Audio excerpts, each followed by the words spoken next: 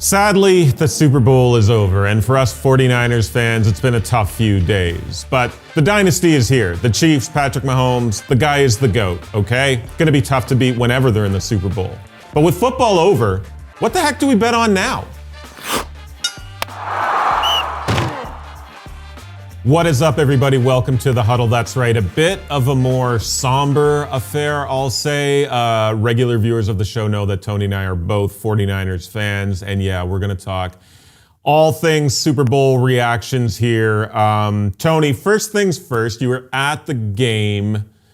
What was your biggest takeaway just being at Allegiant Stadium on the day, taking everything in?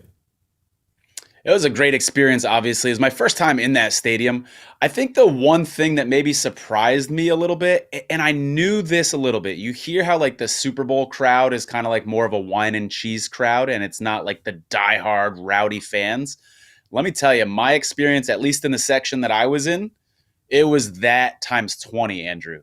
Like my mind was blown. Like there were times in the game, I was in the first row of my section, I felt like the Fireman Ed kind of guy in the stadium where like I'm literally going like this. I'm like, guys, it's third down. This is a big play. And I'm looking behind me and there's people in Niners jerseys just kind of like watching like this, like they're there for a show. They're there for a play. And it was mind blowing to me. And so, you know, there were exceptions to that. I could look around the stadium in other sections and see other maniacs like me trying to pump up the crowd and stuff. But it especially hit me on that fourth down play, the play that'll always haunt me, by the way, fourth down play in overtime. I'm thinking, you know, the game is over. If we stop them here, the game is over. The 49ers are getting a sixth Lombardi trophy, and I'm watching confetti fall on the 49ers as they're doing snow angels in the confetti. And I'm just like so hyped up. And again, I look around behind me and people are just kind of like, I'm like, come on. Like, I think sometimes some fans like that, I don't want to stereotype a group of people, but some fans like that don't realize that the fans can have an impact on the game. Like you can draw a false start. You can force a team to use a timeout before they want to. And I think that was kind of lost on some of them. So and their perspective is probably that I'm a maniac and that guy was a little too intense is probably their perspective, I'm sure. Let's say, I don't know, next season or 4 years from now, the Niners are back in the Super Bowl. Would you do it again? Yeah, I definitely would be a strong consideration. Like the stars aligned for this one for me, right? Like it was in Vegas, a city that I know, a city that I love. My first time in that stadium again. The Niners were in it. I had that futures bet that I could kind of use as like a leverage piece for live betting and stuff like that. So there was a lot of things that lined up. And if some of those things were in place in the future, absolutely. It was a great experience. No regrets. The intensity, again, not necessarily from the crowd around me, but like my intensity of like how into the game I was and all the stuff going on at once. It was an awesome, awesome, awesome atmosphere. It was really special, man. Should the Super Bowl just be in Vegas every year? I'd have no problems with that. I mean, it sucks if you live in LA and you want to go to these things, or if you live in Miami or some of these other places that they're typically at, Minnesota, etc. But for me, in my opinion, that would have my vote. I mean, not just the day of the game, but the events leading up to the game. I mean, I got to see Jerry Rice speak. Dan Marino was there. Emmitt Smith was there. Joe Montana was there. Randy Moss was there. I mean, in different locations of the city. It's a cool city for the pre-party and obviously the after-party stuff, which I didn't get into, but you know, that's obviously fun too. If the Niners had won, I would have been out celebrating and getting into all that as well. So what better city for the after-party too? Did you make it to Batista's hole in the wall?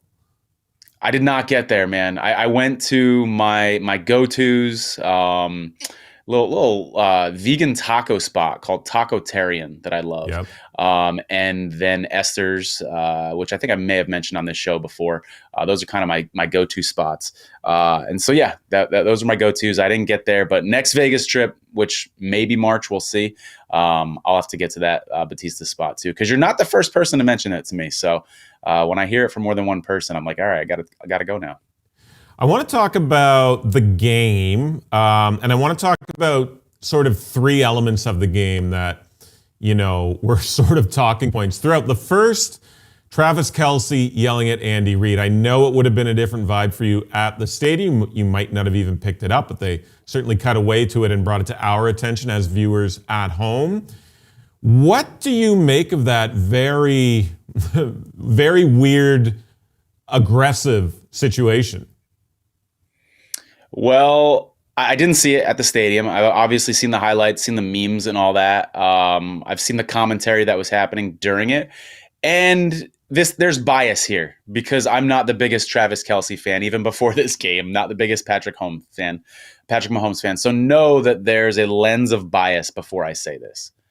That said, I don't think people are making a big enough deal of it. I see people on social media saying, oh, it's overblown and we're making too much of a deal out of it. I think it was a really ugly look for Travis Kelce. And I've seen some African-American NFL players come out and say, if that was me, I would have been kicked out of the league. I mean, let's take guys who have had some attitude problems in the past, right? A guy like if Antonio Brown was still in the league, if Terrell Owens was still in the league, and I know A.J. Brown of the Eagles came out and said, I would have been kicked out of the league if that was me. How would we look at this? How about on his own team, Kadarius Toney? How about if Kadarius Toney bumped Andy Reid like that? Now, yelling at your coach is nothing new. We've seen it with assistant coaches. We've seen guys mouth off and walk away. Challenge me here and keep me in check, Andrew. I may have a blind spot and maybe I'm missing one. I haven't seen one that egregious, that violent, where there's actually a bump of an old man, by the way, who doesn't have very good balance, that violently aggressive. I don't remember that on an NFL sideline. Correct me if I'm wrong, though, because I may be missing one. I don't think so. I can't think of anything off the top of my head. And the slow-mo replays, he came in on Andy Reid hard. Andy Reid was sort of trying to get his balance and sort of looked caught off guard, of course, and surprised. And then, Nance and Romo just sort of are yep, whatever, moved on to the next thing. But I agree, man. I think if it was player A, player B, player C, it might have been garnered a different response. Definitely a bizarre sort of instance early on in that game. And what annoyed me is afterwards, what does Patrick Mahomes say, predictably?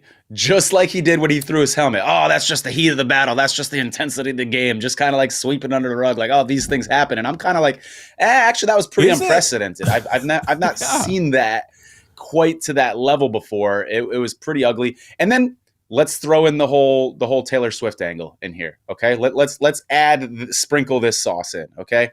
I saw a lot of memes before the game started that said, essentially, if you're a dad and you're watching football games with your daughter and you're complaining about Taylor Swift, then you're subconsciously sending your daughter a message that women aren't important, that they don't deserve the time that males do, etc. Right? And that actually gave me pause. I'm you know what? I've said some pretty bad things about Taylor Swift. Now she's annoying. I'm you know what? I don't have kids that I'm watching the game with, but that's a fair point because the media impacts us and we may accidentally pass messages subconsciously along to the people that we're around. I'm that's a fair point, okay? So if we're going to take that angle, though, what message was Travis Kelce from a role model point of view? What message was he sending to young women and little girls who are watching the game? Apparently, Taylor's okay with a guy who acts violent. Apparently, Taylor's okay with a guy who acts aggressive and loses his temper. And that's okay, I guess. Maybe because he's cute and rich. I don't know. And so if you're going to buy that first argument that we saw in the memes, that there's some subconscious undertones, then Travis should be getting some criticism for the subconscious undertones that he's sending by bumping an elderly man and yelling in his face the way he did. So we got to be fair to both sides. That's a very, very good point. I haven't thought about it from that perspective, but yeah, man, that's a good point.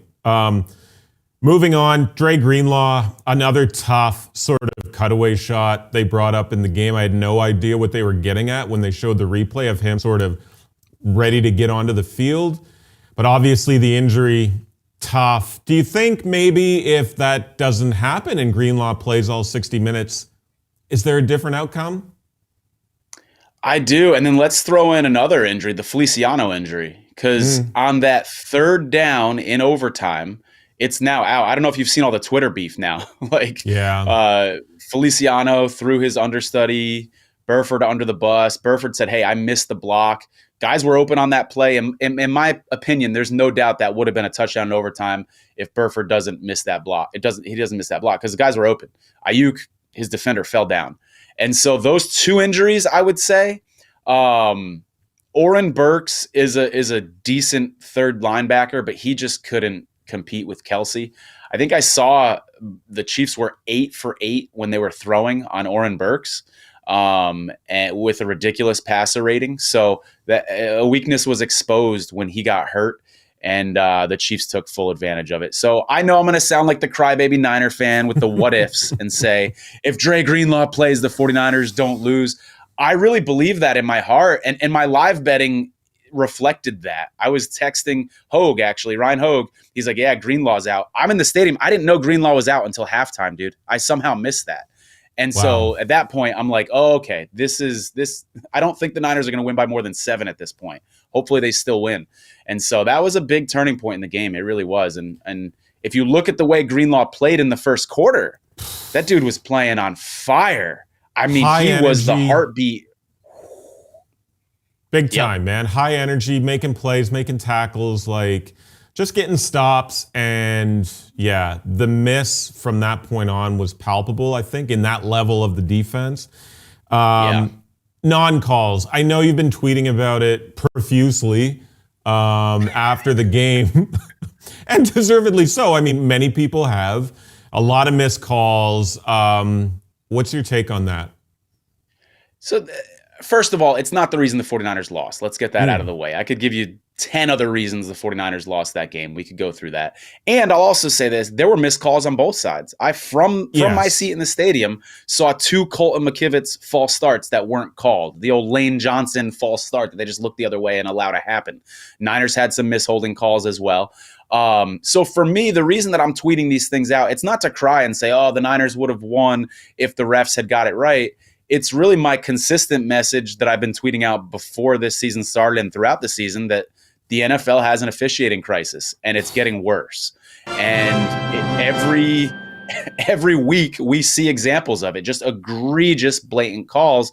And whether the 49ers are in a game or not, I'm going to continue to point them out because I want, not that they don't already, but I want fans to see how bad it is. And with the hope that maybe eventually the NFL will do something about it. I don't know if they need to add officials on the field. I don't know if it's a training issue. I don't know what's going on, but it's really frustrating when a game of this magnitude has so many bad calls on both sides. It's aggravating. Yeah, and I mean, we talked about this on the show earlier on in the season about how bad officiating had been in the NFL, but then we can go across sport. And obviously, social media and our access to instant clipping and whatever the case may be, whether it's home plate ump in an MLB ball game or a Premier League match official, like these guys are under constant scrutiny, under the microscope with the tech we have now.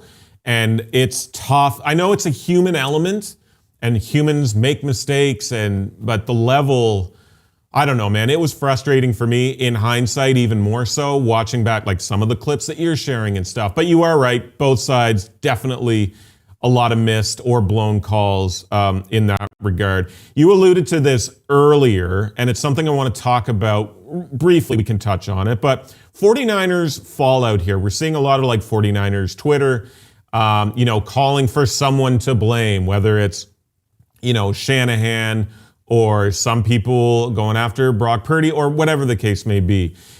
And you alluded to this earlier, a bit of some blowout from players in the nine, like Ayuk had some Instagram posts.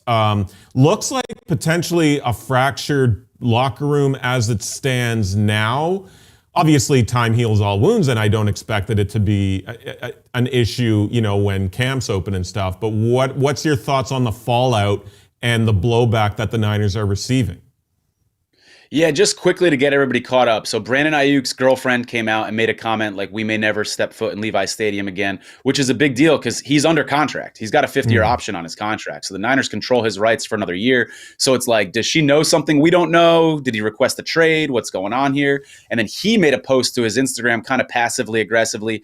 I'm paraphrasing here, but essentially saying like, why didn't you use what got you here? Or something to that effect.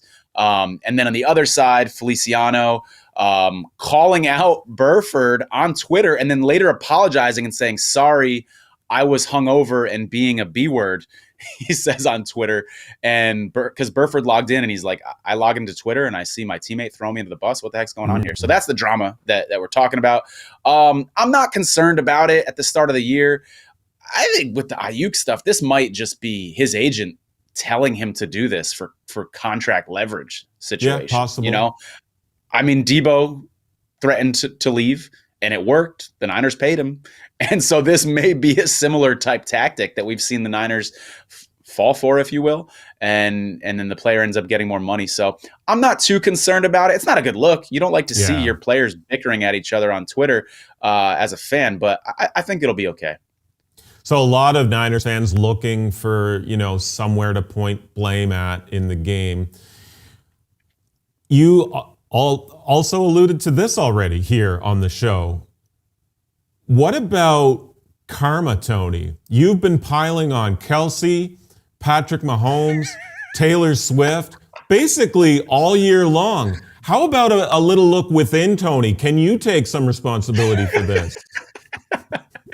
Oh man, I'm feeling the karma right now. You're not kidding me. I mean, for the 6 seconds that I had to watch the confetti drop on the Chiefs, it was not a good feeling with all my hatred for the Chiefs coming into it. So not good at all. I also posted a video to Twitter. Speaking of karma, if you believe in those sort of things or jinxes, I posted a video to my Twitter, and I didn't realize this in the moment, but it was after Juwan Jennings' touchdown. I was hyped up. I'm like yelling, high-fiving. And then the guy next to me goes, that could be the game-winning touchdown right there. There was like 11 minutes left or something like that. And when I heard that, I was like, that guy jinxed it. He's the reason the 49ers lost. Jokingly, of course, but yeah. What a moment that was. Look, man, I think any other AFC team, we win that football game. I mean, we had the lead in overtime of the Super Bowl. I don't think there's any reason to blame anyone. I thought the game was coached well. The first half, Steve Wilkes was perfect. We owned the trenches on the defensive side of the ball. Everything, 0-0 first quarter is obviously, not necessarily a good look per se, but from an X's and O's and a chess match perspective, I thought it was really good. Any other team, we win that game, but Patrick Mahomes is the guy now, man. He is the guy. Yep. He is the best quarterback, the best football player by a mile. Yep. This guy is that good. And when we only got 3 in that overtime possession, you put your hands up. You're like, I know what's going to happen here now. I know the result. Yep. Mahomes is just going to drive and do his thing, and that's exactly what we saw. But we had talked about this again earlier in the season on the show. Mahomes versus Brady. Let me put you on the spot. Rank the top 4 quarterbacks all time in your mind. All right. Right now, I've still got to put Brady number 1. I've still got to go Montana number 2. I think there is a chance that Mahomes gets into the 2 spot and even the 1 spot. There's definitely an opportunity for that. But today, I'm going to go Mahomes 3. And then number 4. That's a tough one. Peyton? He's certainly up there. Yeah, with all the stuff he does at the line of scrimmage and stuff like that. Yeah, I guess I'd throw him up there. It's Elway too, Yeah. And then Marino, but he's never won a title. It's tough. I feel like after 3, you can start making some serious debates and arguments after 3.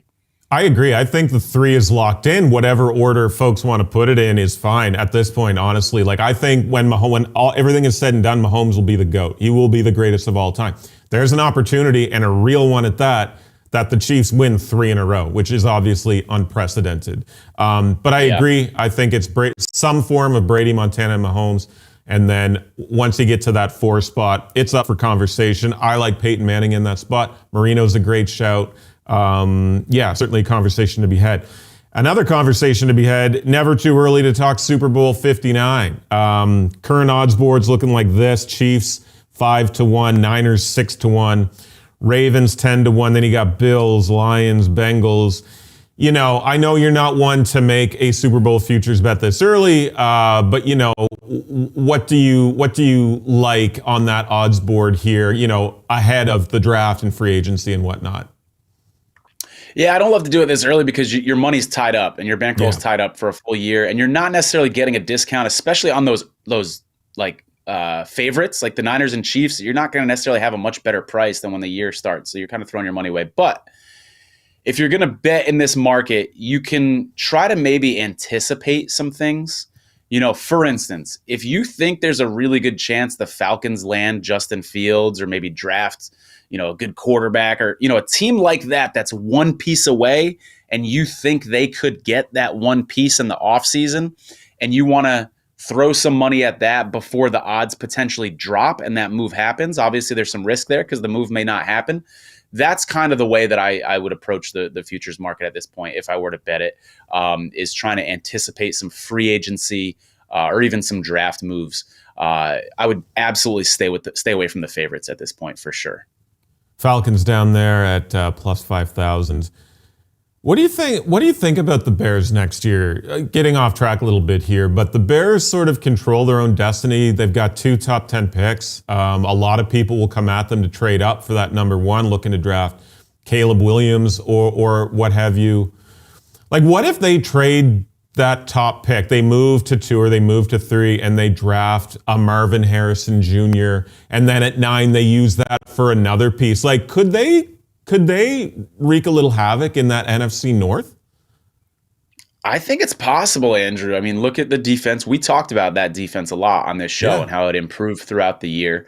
My opinion of Justin Fields has changed dramatically. I respect that guy a lot more now than I did when the season started. He showed me something last year. And so, yeah, if you give him some pieces, that could be an exciting offense to pair with that defense. Eberflus, I wouldn't put him in the top. For sure. Yeah, for sure.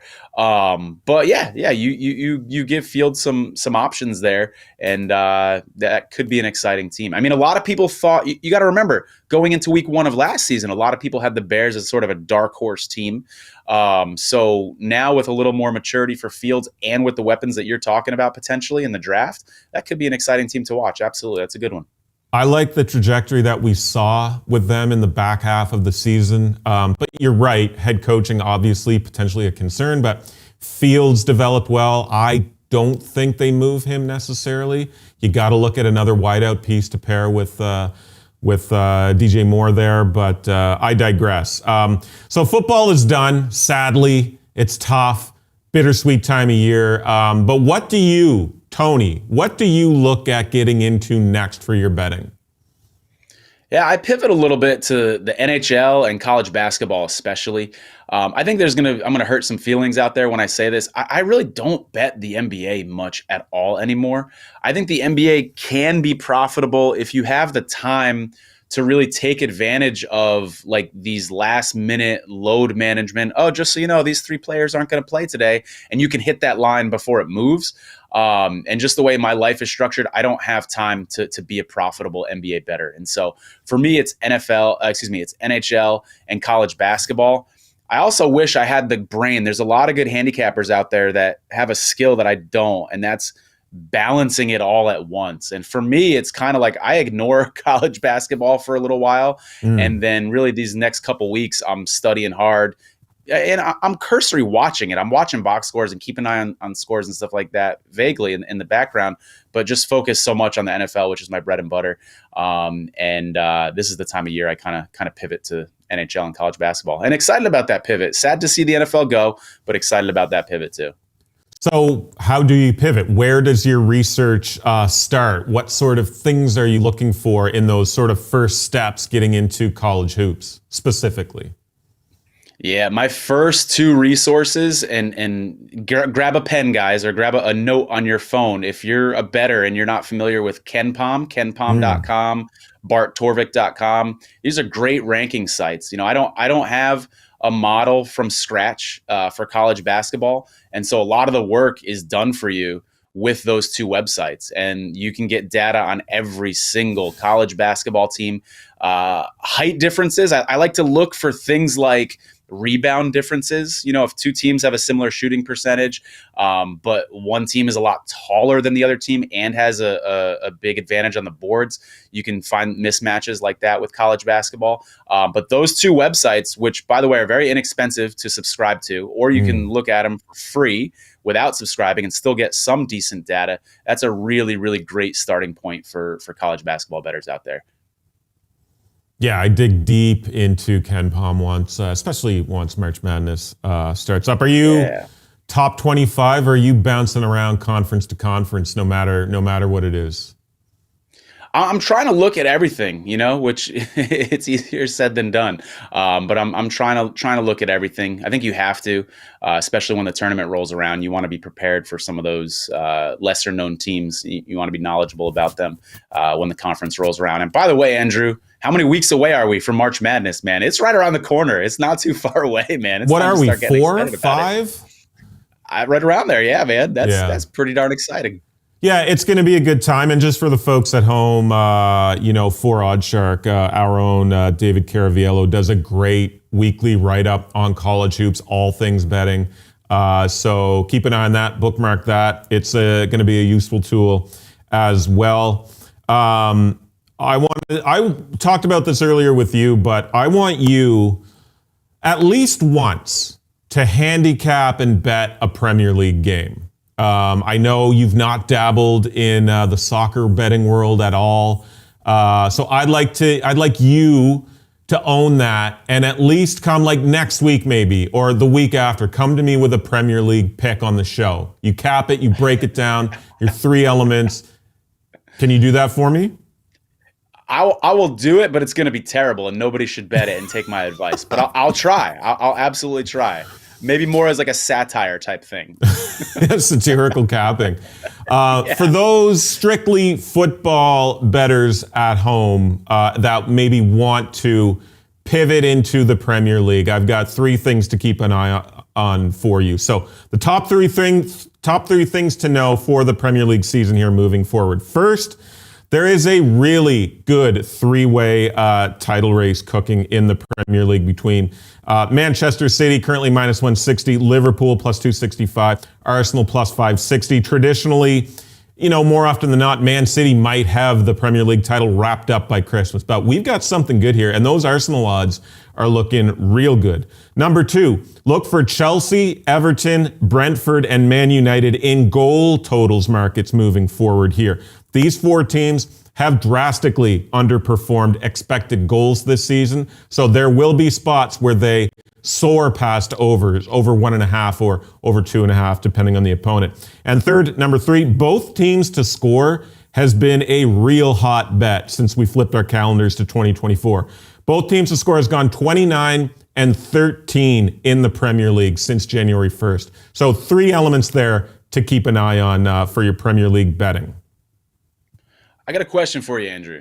Yep. So help me out. This will be the infancy of my soccer betting here. Yep. I'm wondering if there's a little element that's kind of like baseball. So when I do baseball capping, I love looking at like this pitcher throws a lot of curveballs and this lineup is loaded with guys who hit, off-speed pitches really well, that sort of stuff.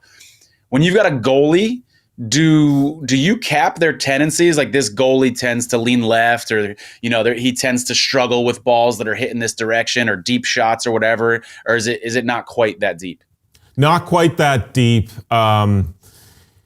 There's never really those tendencies. Maybe on like penalty shots, there might be like where a dude tends to kick, and it'll show those animations like last 7 have been to the left. But in a game, not really that much. What you want to look at, what I look at, is expected goals against. Like I mentioned, teams underperforming. If a team has an expected goals of 43.5 so far this season, but they've only scored 32, they've underperformed by 11 or 12 or whatever the number is.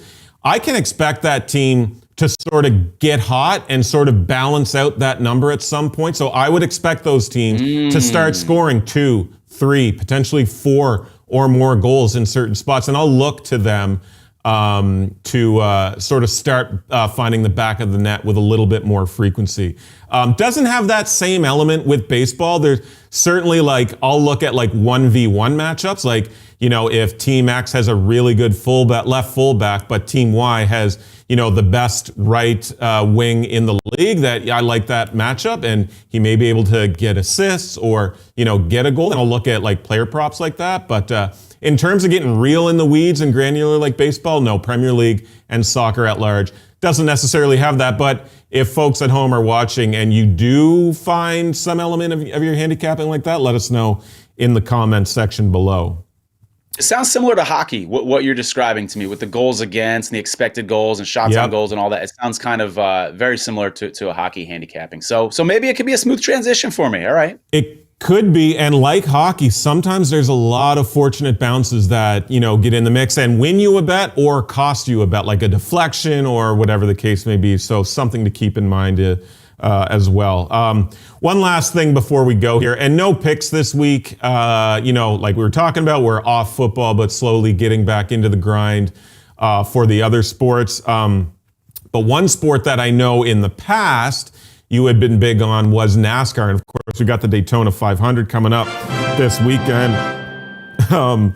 We had the Netflix NASCAR show. I don't know if you tuned into that, but I binged that a couple weekends ago. Absolutely loved it. So I am low-key sort of getting into NASCAR here, and I'll keep an eye on bets for this weekend and probably watch the race. But just in your experience, and by no means do you have to give a shot in the dark pick here, but when it comes to NASCAR or the Daytona 500 specifically, what are you looking at and what are you considering for your handicapping?